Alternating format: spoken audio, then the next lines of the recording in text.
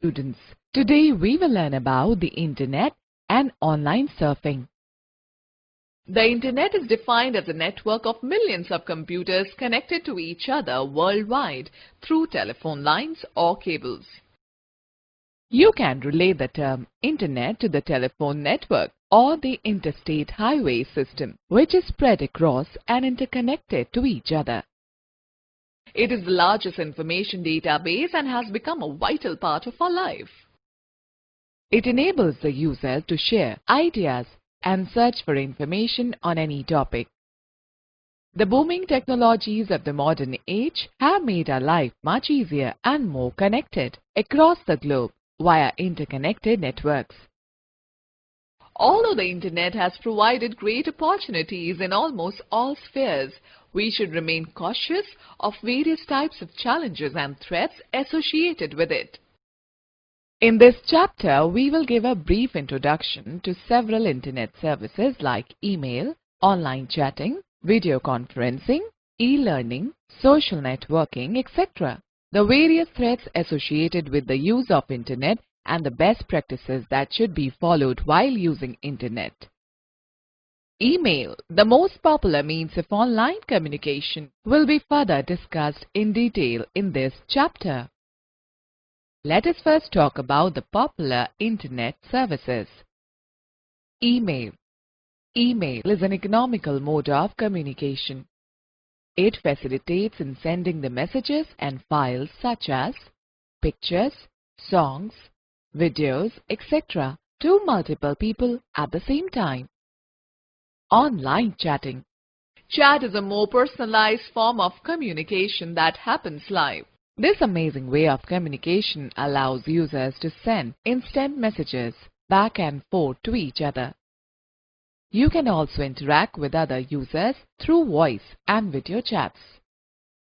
Chatting on the Internet can take place via instant messenger, chat websites, chat rooms, etc. Video conferencing. A video conference can be described as a phone call with live video that allows multiple people sitting at geographically different locations to communicate by exchanging video and audio at the same time.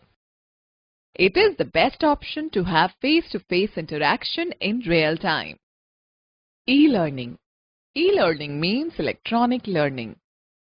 It refers to the learning with the use of technology that enables people to learn anytime or anywhere. It is less expensive than traditional learning and can be used to impart training to a large group of students at the same time in an interactive and interesting manner. Thus, it saves time and reduces the need for costly classroom-based training. We can also download study material from universities which may incorporate various types of media like audio, text, virtual environments, video and animation. Internet free calls. Another feature in the cap of Internet is that it lets you make free voice calls and video calls to anyone across the world. You can make free calls at much lower rates to any place in the world. Some software even allows you to send free messages and videos along with free Internet calls.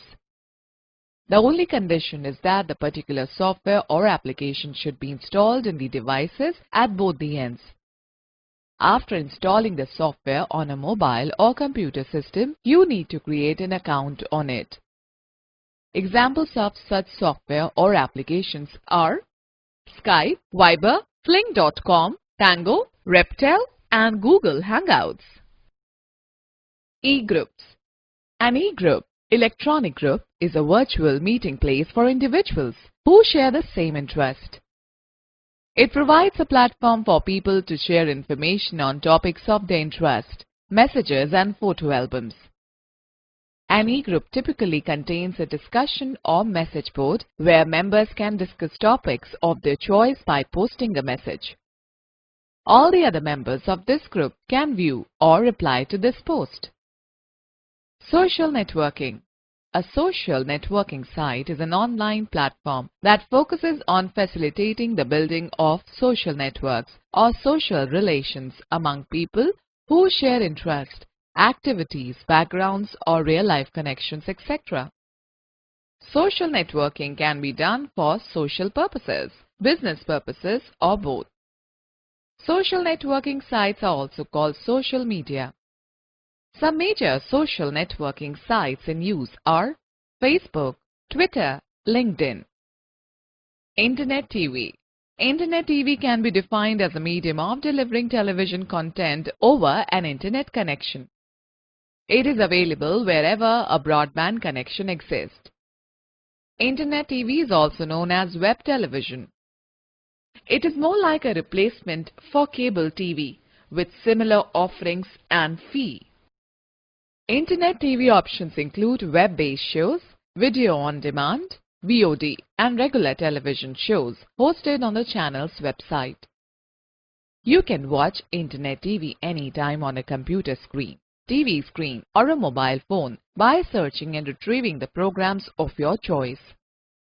Some of the popular service providers of Internet TV are Netflix, Hotstar, Sony LIV, etc.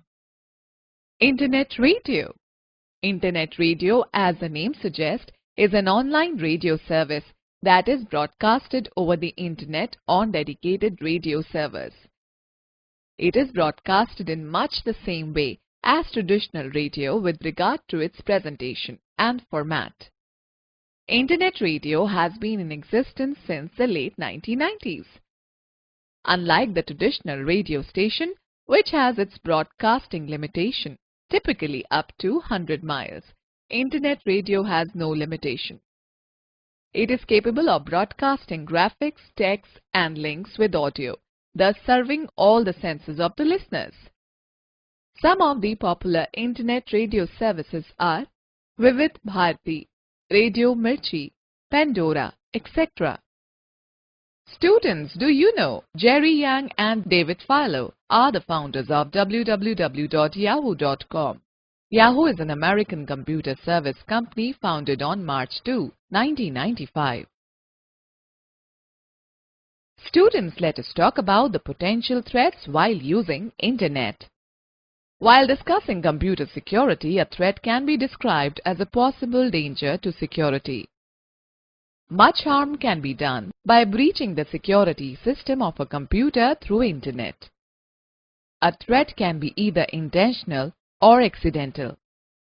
Therefore, it is of utmost importance to be alert and vigilant while giving personal details like debit card, password, PIN, etc. on the web. Following are some of these threats. Malware. Malware is a short form of malicious software. It includes viruses, worms, and Trojan horses. It initially behaves as a scareware and generates a pop-up message that tricks the user and results in downloading a malicious program. This program can reformat the hard drive of your computer, causing loss of information. It may also steal your sensitive information. Viruses. A program that is secretly embedded on a computer system to steal, corrupt, or destroy data is known as computer virus. It can change the functioning of a computer and can spread to other computers also. Trojans. Trojan is a malicious program that embeds itself into legitimate software and pretends to be a harmless application. It is an executable file that will install itself and run automatically once it is downloaded. It has the ability to hide itself from antivirus detection. Once inside your computer, a Trojan horse can delete your files, record your username, passwords, and other useful information by logging keystrokes, or use your computer to hack other computers. Unlike viruses, Trojans do not replicate themselves. Worms. Worms are a common threat to computers. A worm, unlike a virus, attacks a computer on its own without attaching itself to files or programs. It takes a place in your computer's memory and propagates by sending itself to other computers in a network. It consumes the system's memory or network bandwidth heavily, thus adversely affecting the speed of a computer and the network. Keyloggers. It is a program that records every keystroke of the user to get important information such as passwords and other sensitive information fraudulently. Cookies. A cookie is a text message given to a web browser by a web server. The web browser saves this user-specific data in a text file. This file is called a cookie, and it is later used by the browser to prepare customized web pages. A user is not required to fill the stored information every time he purchases goods online. Cookies are otherwise saved documents which can be deleted anytime. But they can produce harmful consequences if read by an unauthorized person. Hackers can use cookies to gain access to the user's sensitive information, which can be misused to commit further crimes. It is advised that the cookies are deleted periodically so as to avoid any kind of privacy threat, especially when working on public computers. Spyware. It is a type of software that secretly collects information about an online user. It monitors the surfing habits of the users and steals information about the visited web pages, email addresses, passwords, credit card numbers, etc. Spamming.